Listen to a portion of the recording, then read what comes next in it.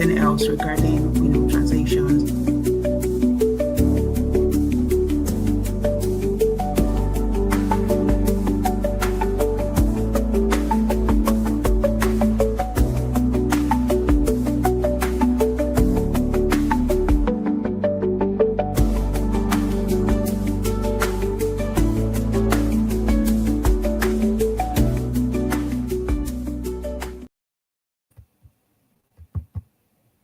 Hello, everyone. Welcome to another amazing episode of AgricTech Founders Diary podcast powered by AgriTech Digest. I'm your host, Kenneth Obayuana. In today's episode, we are zooming in on Africa and one of the world's most exciting yet unfunded region in agriculture. Many investors call it high risk, but what does that really mean? And how can Africa founders overcome these perceptions, building credibility and attracting serious capital? All right. Joining us today is an amazing guest who is known as Ramat. Ramat is an investment professional deeply rooted in Africa market who has been at the forefront of bridging the gap between global capital and local innovation. She brings an insider view of what it really takes to unlock investors' confidence in emerging markets. And today we're going to be jumping into what it takes to invest in the Africa market space, what investors should be looking at for, and So grab your popcorn, sit and carefully listen to today's episode. So without wasting much time, first of all, I want to welcome you to this episode. Thank you for taking our time to join us today. We are excited to have you in the studio. Thank you very much, Ramat. Absolutely. Thanks, Kenneth, for having me. It's a real pleasure to talk about this topic on today's podcast. So, good and ready to go. All right, great. So, Ramat, my first question for you is, why do investors see Africa AgriTech venture as too risky? And and what are the biggest misconceptions behind that view? That's an interesting question, Kenneth. And, I'll start by saying the perception of risk in African agri-tech is more often than not, actually, rooted in information asymmetry, not actual market realities. And this is something that I have seen on the ground every single time working with both investors and agri-food tech entrepreneurs. These investors frequently cite concerns like political instability, weak infrastructure, fragmented value chains. But these concerns, while not unfounded, don't get me wrong, they're not unfounded, but they are often overgeneralized. According to the African Development Bank, agriculture contributes up to 23% of Africa's GDP and employs over 60% of its workforce. Yet, the same sector receives less than 5% of commercial bank lending. This disconnect is partly due to the misconception that agri-tech ventures lack scalability or investability. And this is such a common misconception. But from my experience at Farmsize Capital, where I am the partner for technical assistance, we prepare agribusinesses for investment, right? And I have seen ventures with strong fundamentals. They, have climate smart practices, they have market traction, they have operational discipline. And they still struggle to attract capital simply because they are African. This is such a big disservice to these people who are operating in very volatile environments, but are still excelling.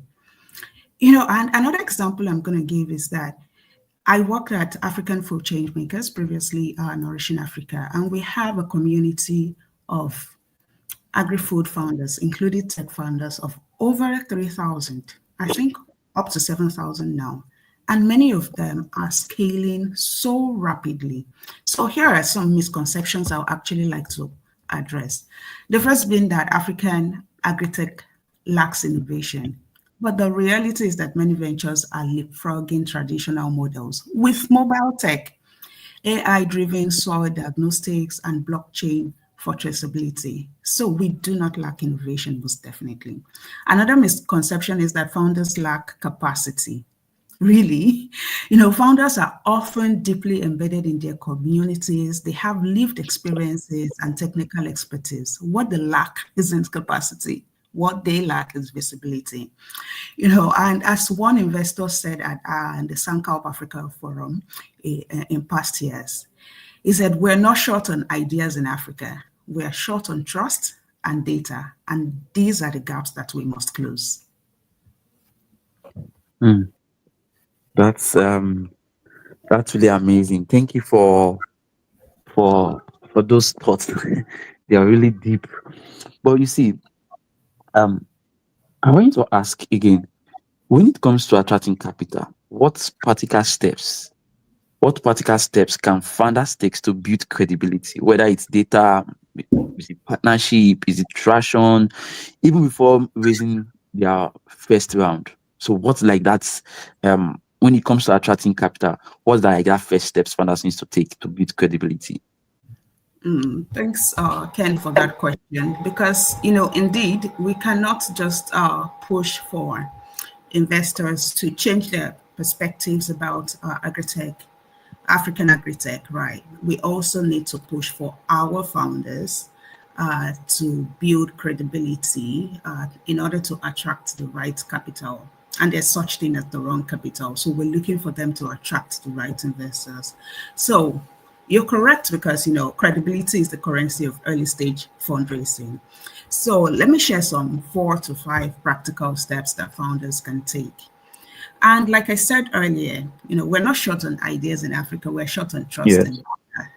So I would say start with data, right? Mm-hmm. That's the first thing I'm going to invite founders to do.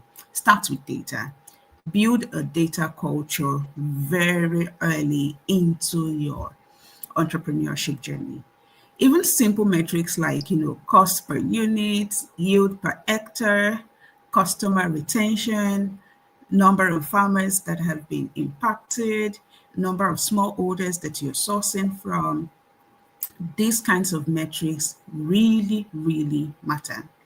While I was on a project at Intellicap in Kenya, we helped green enterprises in East Africa track gender responsive outcomes. And tracking this outcome alone was one of the key insights that drove investor trust in that particular business. For example, one of the enterprise saw a 40% improvement in program effectiveness and 30% revenue growth after implementing really basic tracking tools.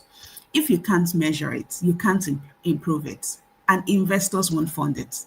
It's as simple as that, and that's my mantra while delivering technical assistance sessions.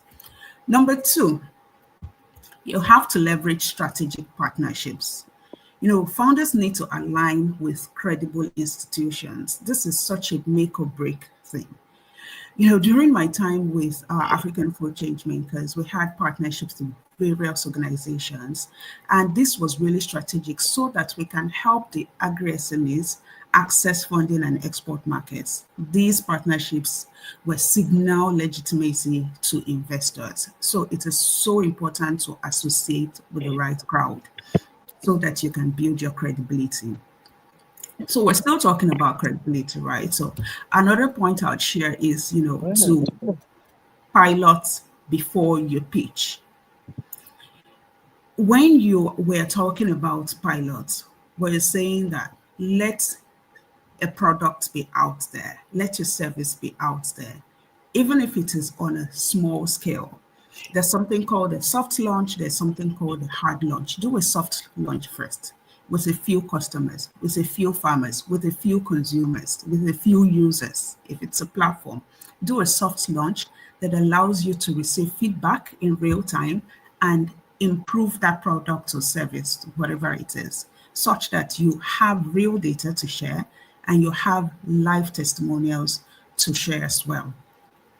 The first thing, or is it a third? The first thing I'll share is that you have to document everything. Investor-ready ventures have pitch decks, they have financial projections, they have impact frameworks, they have operational plans. be part of this investment ready ventures. These documents are not just documents. They don't just inform, they inspire confidence. So it is really important for you to have everything on record. Now, a fifth thing, which is quite important, I have been on evaluator panels for so many funding applications by AgriTech. And one thing that usually decides if they go forward or not is the ability for them to, the searchability, let me call it that. Visibility matters a lot. Many founders are building in isolation. They're doing amazing work on the ground, but nobody is seeing them. So I'm imploring founders, publish blogs, share case studies, speak at forums, your voice matters. Be a thought leader in your niche. I've seen founders get investor interest simply from a well-written LinkedIn post or a podcast appearance. So it is not time to be humble about what you are doing or to, build quietly and, plan a come out in the next 12 months. You are not Cinderella at the ball. You are building to scale. You are building to attract. So it is really important that you get out there. Join accelerators and competitors. I've served as a judge at so many awards like Suncorp Awards, the FAO, IAFN Women Accelerator Award, and I've seen how structured feedback and exposure can transform a ventures journey. So super important. I'll end with that. Okay. Great. I'm happy you talked about data, and I'm happy. I think if there's anything I've known Ramat for, or I've learned from Ramat from since we've worked together on, Ramat also sits on our board, right? Is you must, whatever you do, whatever is not measurable cannot be improved. I think I've heard that statement several times in meetings, and I'm happy Indeed, I don't do it. I'm Not happy at you have to mention it again. So we I've say tried to. something when I worked in consulting. We say if it wasn't documented, it never happened. So you better Okay, document. maybe that's a new one I'll take to my team now. If it's not documented, it never happened. But I used to use the one whatever is not measured cannot be improved on. So a lot of Right. people that don't know where I heard that one. Like, yeah, whatever, if you cannot measure it, it cannot be improved. I learned that from Absolutely agree. Ramat. Something I've heard so much in our meetings from our. I'm happy she mentioned that. I also think I also like the idea that you mentioned startups to agri-tech startups and food tech startups should start considering, going on podcasts, especially in Africa context. Maybe a lot of them have not really experienced it because of what we do in AgriTech Founders Diary. I've got to meet a lot of founders, let's say from sorry to say from the western part, saying, "Oh, I want to come on your podcast." Some people majorly want to come on our podcast because they want maybe that validity, they want to hear their voice. So I'm also happy to you mentioned that. I think a lot of founders in Africa should begin to, not just on podcast alone. Podcast is good, blog is good, build case studies on your website. Let people begin to come up with some of those things as it's really, help. A lot of us in Africa, we don't really do a lot of case studies. We don't really, our voice is not really being heard enough, Yeah. especially with what we are doing. So I think, I'm happy you mentioned that, and I think a lot of AgriTech founders and food tech will be listening to this podcast get to learn that. But my next question for you is, can you share an example of Africa AgriTech startups or um, Africa food tech startups that have successfully shifted investors' perceptions, raised capital, and what made their case so convincing? Kenneth, don't get me started because I can mention in a handful. Like I said at the beginning of this podcast, we have a lot of information asymmetry where, investors really think that we do not have enough examples to go by. And their perception is rooted in outdated information. So this is a very important question for me. And I am going to mention quite a few. So stick with Go me. ahead, yes. So the first I'm going to mention is Relief Nigeria. They are based here in Nigeria. They are a climate tech and agri-processing startup. that have raised, I think, up to $8 million across up to 10 funding rounds, right? They developed this proprietary tech, I think called Kraken, that processes palm kernels from smallholders into high quality feedstock. They recently launched a biochar carbon removal tech to enhance soil fertility and sequester carbon. This one I was so excited about when I saw it on LinkedIn. I work with over 4,000 farmers. They've generated up to $4 million in revenue by 2023. And they actually project to remove up to 1,000 metric tons of CO2 by end of this year. You know, for me, Relief is such an outstanding example, and I feel like they worked because they blend, hardware innovation with climate resilience and agri-processing efficiency, which is quite important to curb, the post-harvest losses we're witnessing in Nigeria and across the continent, really. This dual focus on profitability and sustainability make them attractive to both commercial and impact investors. So I'd say, yes, that is why Relief is working. And of course, it might be such a great idea to bring the Relief founder to this podcast. They were part of our early entrepreneurs who joined the African Food Changemakers platform when we started back out in 2020. So I think another example I would cite is Apollo Agriculture in Kenya. They use machine learning and automation, the big tech words, right? They use machine learning and automation to access farmer creditworthiness, and they provide bundled services like financing, inputs, insurance, and agronomic advice to the farmers. I think the last time I heard, they had secured up to $10 million in funding.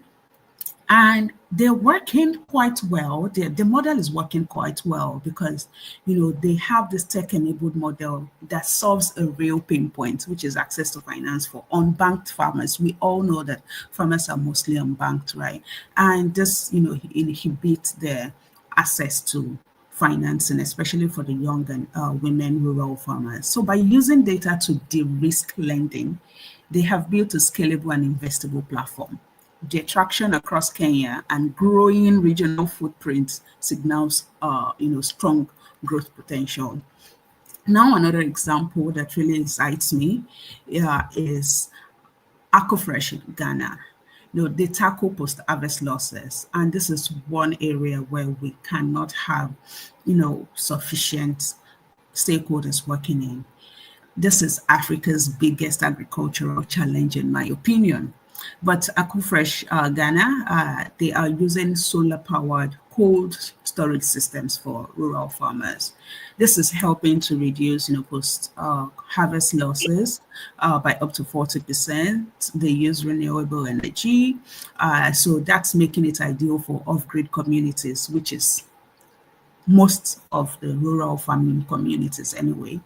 I understand that they received some UNDP grants recently to scale operations. And for me, why they're working is because they also combine sustainability with practicality, just like Relief. The solution is quite low cost, it is climate smart, and it directly improves farmer incomes and food security. So investors are always drawn to their environmental and social return on investment. I think it would be a great disservice if I don't mention, Elo Tractor in Nigeria and in Kenya. They adopt the Uber for tractors. They use Internet of Things to connect tractor owners with farmers, and they have partnered with, John Deere, the tractor manufacturers. They've raised funding from IFA, the likes of IFA International. And for me, why it's worked is because this is a tech-enabled solution to a real problem. That's the mechanization access. And they're using storytelling around farmer empowerment. I heard Jahil Oliver, the Elo Tractor founder, say, we're not just selling tech, we're selling time, we're selling dignity, we're selling productivity to farmers. So this is a strong pitch for me that attracts the investors. So they succeeded in all this agritech founders and their companies succeeded because they framed their value proposition in terms that investors understand: scale, impact, and return. These are not just terms that investors understand, because it is never always about the investor alone, but about, the farmers, about the communities, about access to food, about affordability of food, about, the African continent, about our stories. So they found a way to integrate all of this. They don't just pitch ideas, they pitch transformations. So key takeaways for founders as I wrap up this particular question is that, solve real problems with scalable tech-enabled solutions. Document impact again with clear metrics and stories. Also to leverage grants and partnerships, very important to build traction before you start your equity rounds. And finally, innovate inclusively. Inclusion is so important. All of the examples that I have cited, they have integrated inclusion into their innovation. Solutions that work for underserved communities, that work for women farmers, that work for smallholder farmers, that integrates the youth, that are climate resilient. They attract mission-aligned capital every single time. Amazing. Thank you very much. When you were just mentioning the names of this, I was looking at, I've been featured on our podcast so far. I think we still have so much work. I'm happy to see the amazing work that some of these agtech startups have done in Africa that the world are yet to see. So you mentioned Hands Full, but I think we've featured them. So you mentioned AgroFresh Ghana. I was like, oh, okay, we featured AgroFresh Ghana, and then we featured AgricTech. So we're really good friends with Jaya. We've built really good relationship with Hello Tractor. So I'm happy we've worked with those two. Aside of those two, there's so much work I think we still need to do. There's so much that the world needs to hear about what's happening in Africa ecosystem in terms of the agritech space, which I'm happy you've mentioned something that we need to take note of, and we need to work with it. Exactly, and that's one of the reasons I admire the work you're doing at AgriTech Digest, especially on this podcast. Our stories need to be told, and Yes. we need to shift perspectives. So, Yes. absolutely. Thank you very much for that. So moving on, how much does storytelling matters in pitch? Thank God you just mentioned storytelling. So how much does storytelling matters in pitching to investors, especially for Africa founders competing for global capital? Storytelling is mission critical. There are no two ways about it. They are essential to the mission of your agri-tech startup. Investors are inundated with decks and data. So that's what they have on their desk every single time. Decks, data, pitches, all of that. But you know what sticks? Stories. Mm, Stories. I have heard so many amazing stories that have moved founders. And when I speak, that have moved investors rather, when I speak with investors, one thing that come across clearly is that they invest in people, they invest in changes, they invest in transformation, they invest in scalable solutions, and there's no how you're going to communicate these things without telling a story. So, like I said earlier, I have sat on the evaluator panel, the judge panel for so many awards, so many pitches, and there are many that particularly stick with me, and of course, all of them would tell a story. One of those started by saying that, my mother lost a farm to a drought, and I built this solution so that no mother has to lose a livelihood again. That pitch won her a grant. And there are so many other examples, having lived experiences. The thing is, many founders actually have lived experiences, either growing up or working in an organization or in an environment that didn't allow them to, that have some roadblocks, and they develop their solutions to address these roadblocks. Let this come out in your story. Let the people you are working with come out in your story. So Here's how some African founders can actually master storytelling. Let me share a few tips. So I think it is important to start with the why, like I was saying earlier. What problem are you solving and why does it matter? Who does it matter to? Now, on the whole, you have to use real people. You have to share stories of farmers. You have to share stories of farmers, stories of customers, consumers, or communities that you have impacted. Super, super important. You also have to connect emotion to evidence. Again, data. Remember what we kept saying about data, data, data, and documenting. You have to pair the anecdotes with the data. You're not just, telling wild stories and building up emotions. No, you have to say, we helped 5,000 women farmers increase yields by 30%. Or, farmers now have access to improved nutrition by XYZ that we are providing.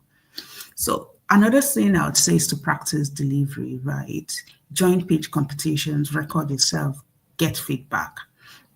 There's so much that founders can do to tell their stories. If your story doesn't move you, the owner of the story, it won't move them, the investors. So investors fund belief and stories build belief. So super important.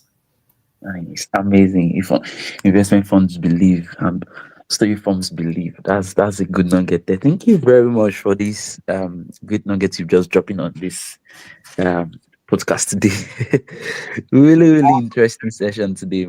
Okay, what structure or ecosystem level changes needs to happen to make Africa more attractive for investors?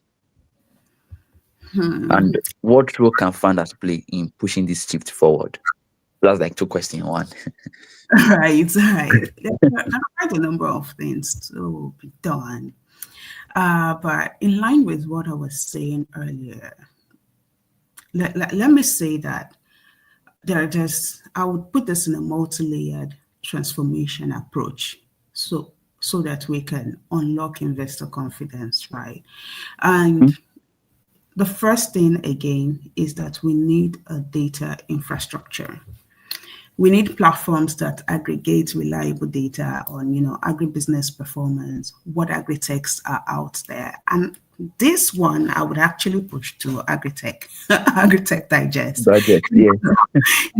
We need reliable data. You're interacting with so many of those founders, getting first-hand information on what they're building, who they're building it for, what successes they're achieving, their performance, so to say. And this can be added to, market trends and the impacts.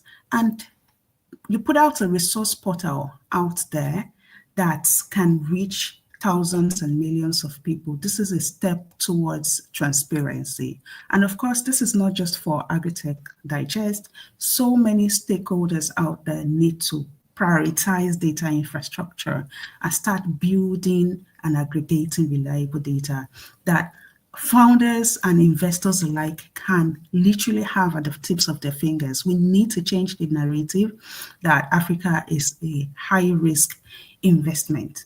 We have to combat that with data, and the only way to do that is to build a data infrastructure. Now, secondly, I'll talk about policy reform, and this is such a high need area. This is such a high need structural change that needs to happen. Government must streamline approvals, reduce tariffs, incentivize innovation. Founders can engage the government through a certain number of ways, like coalitions, policy dialogues, advocacy. But ultimately, we need policy reforms that help founders to build in a safe and enabling environment. When you build safely, when you are not inundated with tariffs and you have an enabling environment, you scale and investors can better see the work you're doing. I would say another thing we would need is local capital mobilization. Yes, ultimately, we need to start investing in ourselves. We cannot keep looking to, DFIs and international grants. we need to first invest in ourselves and show trust in ourselves. We need more local investors. According to the AVCA, only 14% of venture capital in Africa is local.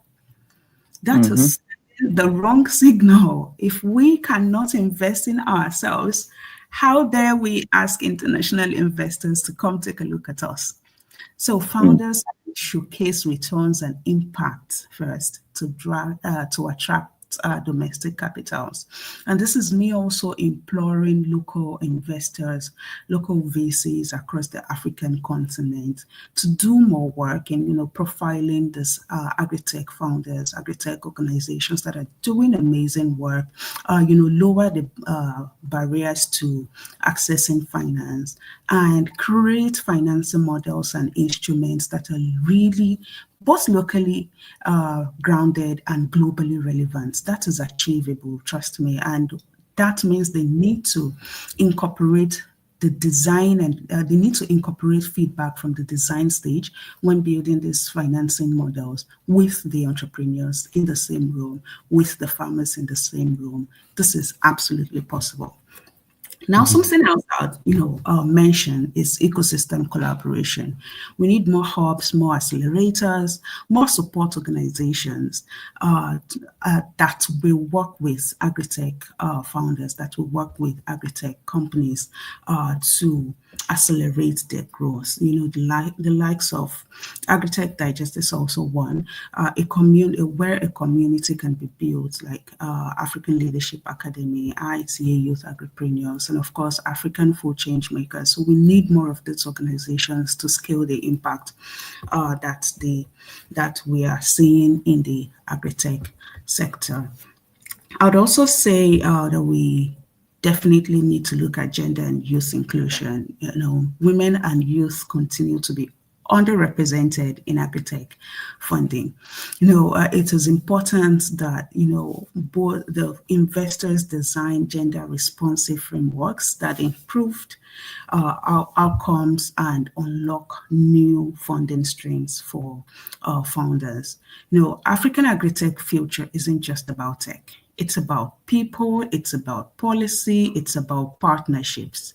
So these are super important, and founders must simply be ecosystem builders. You cannot just build in isolation. You have to collaborate, you have to advocate, you have to innovate. And this is how you can essentially shape an Africa that investors are eager, not just willing, but are eager to bet on. You have to be all-rounder. It's the nature of the African system, but this is something that founders must do so that investors can be eager to bet on them. Amazing. Thank you very much. I'm happy you mentioned ecosystem builder communities, and I'm happy you mentioned some. But just to add, at AgriTech Digest, we had a hub we built. It's called AgriTech Exchange Forum, but it's a bit really vectored. It's a vectored community. So for you to be part of the community, you have to be like an AgriTech founder or like a AgriTech investor. So we've really create the community, and a lot is happening in that space. So you have to apply. We have to vet you to be sure that okay, you found something, either you're early stage or you are at the point of scaling, or you're an investor. We have to be sure of it before we allow you to be part of the community. And we're close to about 50 or 60 people on the community right now, and they're having really good conversation. The idea is just to see how we could bring in agri-tech startups and investors to be in one room, for them to share ideas, for them to see how they can support themselves. And we intend to also host some virtual event like demo day. So we're having our first demo day coming up soon, virtual demo day anyway. We hope to do physical event more. But at the moment we are planning a demo day coming up very soon, where people can, some of these our community members can pitch to some of the investors in the room, and they can get feedback on some of the things they would have done better or how they can improve on their pitch.